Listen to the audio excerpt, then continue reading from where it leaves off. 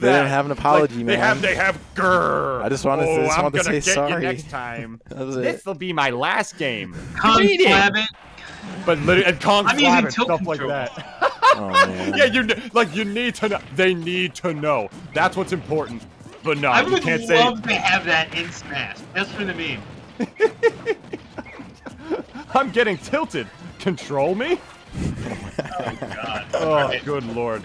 Oh Yeah, man. let's give me the Yeah. update. Enough about you playing, Rob. Let's talk about you commentating, Rob. This is Rivers the Diddy. Of course, you already know the absolute homie from the Garden State going up against Atomic, and they might be learning a free lesson or two today. Currently residing in Florida, unless that changed, if I'm not mistaken. Rivers, of course, rubbing out some new deals with Master Hand Gaming and DNA.EXE as well. A very frequent participant in this tournament as well, with even more to come in the future.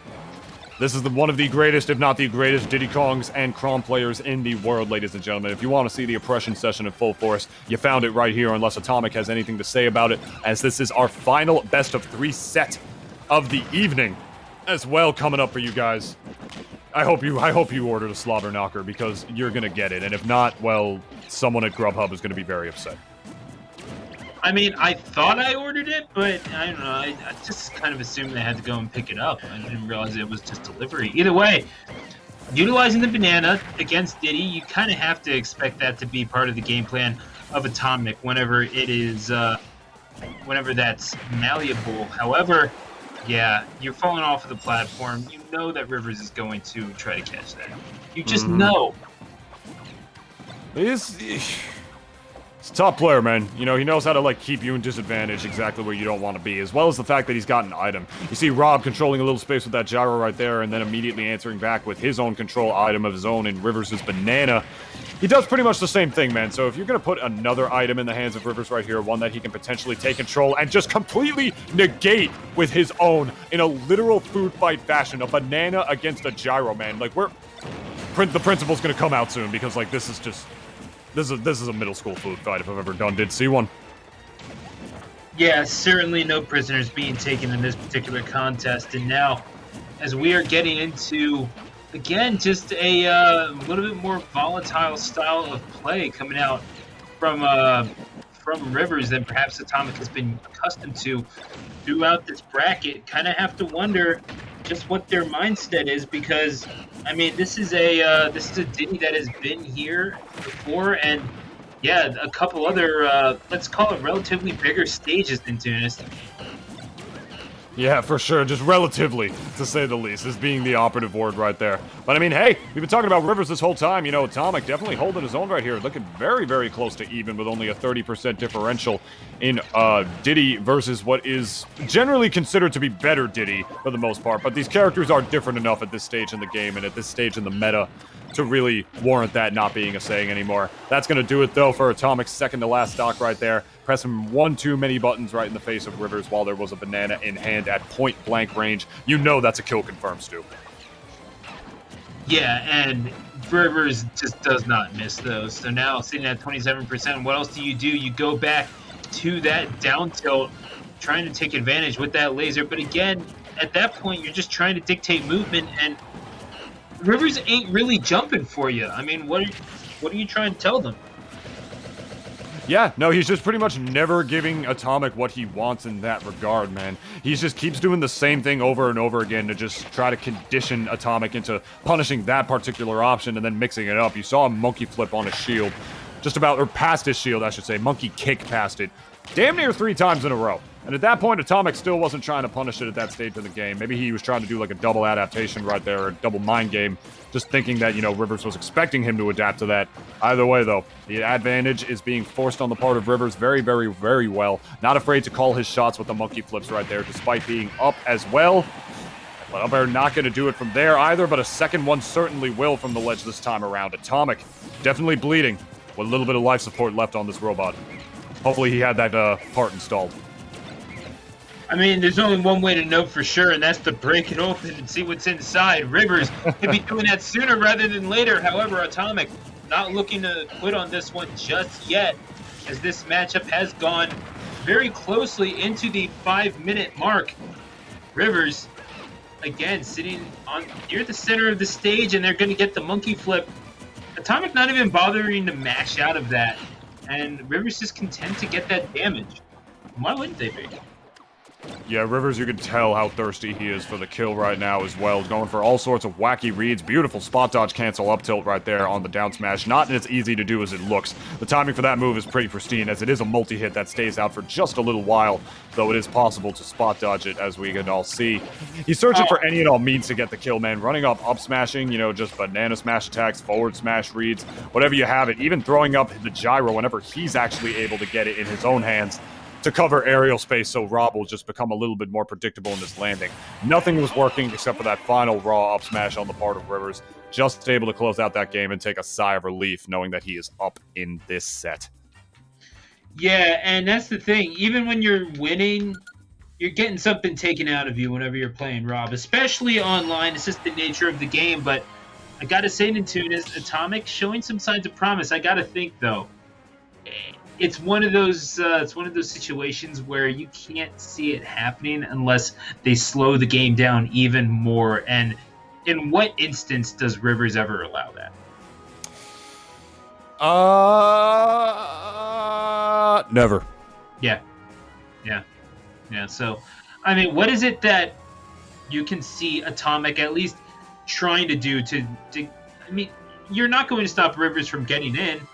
So what is it that you do? You just sit and shield? You can't exactly do that, especially when you got something like Monkey Flip on deck. I would advise Atomic to not get hit, ever.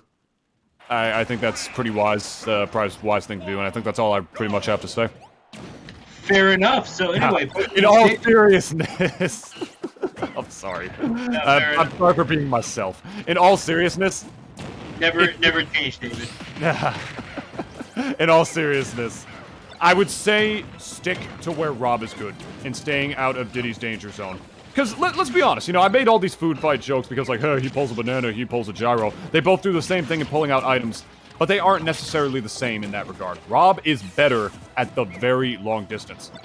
Diddy can only throw his banana so far. As a lighter character, I'm not kidding, this is an actual thing with some characters. They don't throw items as hard as some other characters. Like, you know, Rob can throw items further than Diddy in general because he's just stronger in that regard. I don't remember what that's called or like what that mechanic is necessarily, as this might be the stock right there, and it is in the down throw to the up smash. But in all seriousness, I really like this pick coming back because my answer to that question, Stu, is I think Atomic doesn't necessarily have to play more defensive necessarily, but he needs to play more akin to Rob's strengths. There are a lot of situations where Diddy is going to beat Rob to the punch. You can't be shielding on these platforms. You can't be shielding too much in general. You can't exactly just swing at Diddy, miss, and then just shield and expect to get out of that situation scot-free. He'll be able to just hit you a couple of times and then pick you apart, command grab you with the side B monkey flip right there. Diddy can't do that as well if Rob has his gyro, has his laser, and fights a little bit more from a distance to try to hit Diddy from a long ways away first, and then come back in to close the kill. That is how he's going to be able to stay out of Diddy Kong's danger zone effectively, and essentially create a bigger danger zone for the monkey in and of itself. Stay out of his mid-range, stay a little bit more of a long range, and at that point, you'll be able to actually get Diddy in disadvantage and start hitting him. And now, as you're seeing it happen for him, at the accursed percentage, Atomic is going to lose that first stock, as that's Rivers sitting at that percentage. I do apologize, but Atomic, again, coming right back into it, getting in and getting the better of Rivers with straight-up buttons, perhaps an unexpected situation, but then again, into this, not an unwelcome one for Atomic. Mm-hmm. That's what I'm talking about, up close, that little quick 30% string. Diddy Kong, not the same beast that he was in Smash 4, but he's got a whole different combo tree and execution to sort of create that out, specifically in dash attack and with neutral air. As you can see right there, dash attack into the forward air, the bread and butter for Diddy Kong right there. Big character like Rob is going to make that even easier, my friends. It's all on Atomic to stay out of that range right there to ensure that doesn't happen, and it's just get Diddy in disadvantage first. Hit him from far away first, you know what I mean? Because when you're up close against Diddy, man, you're just playing with fire if you don't have the proper hitboxes or frame data to beat him to the punch when he chucks that banana, parrying the forward smash right there into the grab. My God, Stu, beautiful play coming out from Atomic to secure the lead. I mean, that's one of those plays that you have to make if you want a win on an opponent like Rivers. You are forced to do it, and your reward for it might just be a neutral situation going into last stock. And oh, by the way, you're still down a game. Take another one. This is again what you have to do. Not even as a Rob, just as a player, because as imposing as Rob is, that name Rivers, that carries a little bit of weight to it. So. Just a tad. There's a little bit of weight in of itself, but yeah, get right there, my friend, getting a little willy-nilly with those neutral layers, just one too many at this stage in the game, and as a result, playing with fire that up close to Diddy, especially when you're up a stock at kill percent where you don't have to, Rivers will eventually catch on to what you're doing and just hit you with any semblance of smash attacks to take the stock, but hey, getting a little bit of insurance on the final stock right here to see if Atomic will be able to close it out, which he definitely might be able to do right here by the ledge, trying to close it out, but the burst option dash attack and Diddy Kong immediately retaliating and setting up the disadvantage once again, but Atomic's able to break out, Stu. This is anyone's game. Yeah, we're still trying to figure out the winner of this one. You can't really pretend that we know the future, but nevertheless, it's Rivers with the pen in their hand trying to be the author of their own history. They are, however, down in this. One more big hit, and Atomic knows it. It's an execution test advantage, and Atomic has not really dropped it all that much so far. Let's see how well Diddy does in this situation. 92%, getting a little too close for comfort if you're Atomic, but that's why you come up with the up smash where it matters the most. And the first frame that thing was active in Tunist is one that connected with Diddy. That was raw. That was raw. No setups, no gyros, no down throw into up airs like we're seeing for the first stock right there, or second to last stock, excuse me. That was raw. He just ran up and did it. Literally just ran up and forward smash. Right there, you see him getting a little greedy with the third neutral layer in a row right there to catch on, for Rivers to catch on with that forward smash. Look at this. Bro. Salute the sun. He created the sun. Real right there. Yeah, that was just right in their face. That's not upon disrespectful in Tunis. I don't even know what to tell you. Dude, I mean, it worked. I mean, he wasn't... Rivers got off the ledge every time against Atomic whenever he had him by the ledge. Atomic was sort of just trying to space back airs and just create, you know, a weird little hitbox zone with his neutral areas and stay in the corner by the ledge. Whenever he was by the ledge, he didn't whip out the gyro once. He didn't run back to get the gyro or anything like that, because if the gyro was on stage, which I don't think it ever was whenever he had Rivers by the ledge, Rivers would just, like, fall back down, go back into up B, like, do some regrabs on the ledge, just literally do the insanely precise stuff he does and make it look incredibly easy to get out of the ledge situation against a frickin' Rob. He made it look so easy every time, and that's where Atomic was never getting the kills. So he just ran up and did an up smash, and it worked. You gotta just... My god, using the crazy options like that is something you can really potentially only do once per set, and Atomic might have used it right there, because Rivers is definitely going to have that play in his mind throughout this game 3. Makes you wonder, right? I mean, this is Rivers, though, sitting off of the edge, and this is where Atomic really needs to be making their money here in this situation. But Rivers still getting back to the ledge a little too easily, not without a slight cost, 10-15% every now and then, but even so, if you're Atomic, you need to capital M maximize this damage. For sure, my friend, for sure, and it's looking pretty even for both these guys right here. Unfortunately, slipping on the banana on the way back down off of the shield. Speaking of on the way back down, taking all the time in the world up in the air, trying to mix up his timing for the neutral air.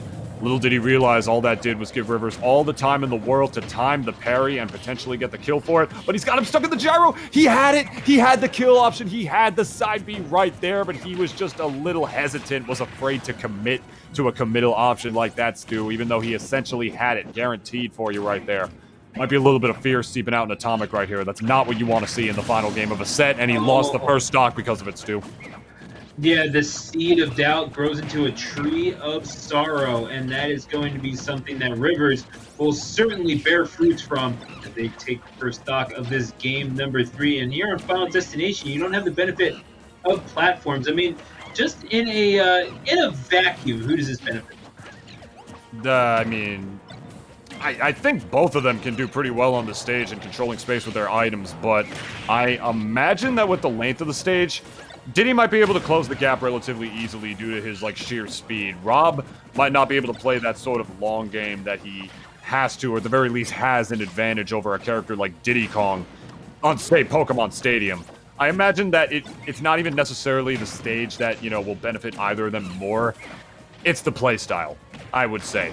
If it's a little bit more reserved, I can see Rob doing well, but if the Rob happens to be a little bit more aggro, I can definitely see Diddy being able to turn that around relatively easily. Yeah, but that's the thing. I mean, Atomic got quite a bit from their style of play in that game number 2. Maybe that's coding them to a slight veneer of confidence. False. I wouldn't say falsely so. They're clearly capable. It's more just, I mean, this is kind of, if what you say is true, this would be what Rivers wants, and this is kind of proof in the pudding right here, isn't it? Mm-hmm. For sure, my friend, for sure. 145% on this Rob. You want to talk about confidence, man? I'm still thinking about that whiff kill that he had before, and it could potentially be Atomic's downfall here on the way back. That he could just die at the stock any moment, but hey, Rob being the heavy lad, trying to force his way, trying to hold that stage control as best he can as well. Unless the Gaunt's book has something to say about it, man. Must have been in that hidden chapter or the page that got ripped out at the beginning of the semester. I don't know. But regardless of all of that, he's still living, is what I would have said if the commentator's curse was not a thing. That is 2-1 in the favor of Rivers. Yeah, I don't know what to tell you about that, man. I mean, I said the thing and it happened, so that just sounds like your problem. Either way, yeah, the Book of Gons, it is long, and it's actually been rather exciting this time around in Tunis, I've got to say, pleasantly surprised. Yeah. And yeah, the parry on the laser, and usually you don't get a whole lot off of that, maybe not in terms of raw frame data, but it's just one of those things. Every time you hear the parry coming out from someone who is kind of thoroughly bopped you throughout the course of a game, it's just a little disheartening. Yeah, I'm not gonna lie. That's just makes you. That's the noise that tells you, like, that's the noise that tells a lack of confidence that this person is out of my league and can start to really spiral games down into an oblivion. Unless the gyro has something to say about it. Whiffing at that time, keeping by the ledge. This is what I'm talking about. He's never whiffing out the gyro by the ledge. I'm not really sure why he's never, like, going for these ledge traps against Diddy Kong. Maybe he thinks that Diddy can just sort of ignore it, just ledge drop, side B, power his way through it. But in the end, Stu, as this up air will take the stock, in the end, if he throws the gyro down and Diddy has that option to get around it, that just creates a whole different kind of potential win condition for Atomic as well, because he can create that situation for him to read against Rivers. But he never even got the chance this time around, as the final Game 3 on the final stock of Game 3 for both players will fall into the favor of Rivers right there, advancing to losers finals. That's a rough way to go out if you are Atomic, but you got to think, I mean, tip of the cap to Atomic there for a performance that was, you know, serving them and I guess the rest of the Wi-Fi Robs relatively well, giving Rivers an absolute fit. And as we get into all best of 5 territory, it's easy to forget just how final these things are, especially, considering that up air. Took it to the last stock situation, but over far too soon for Atomic, getting hit by the banana and then into the F smash. So that's going to be Rivers moving on to face off against the baby. Just an absolute rise of the machines happening here in this bracket. But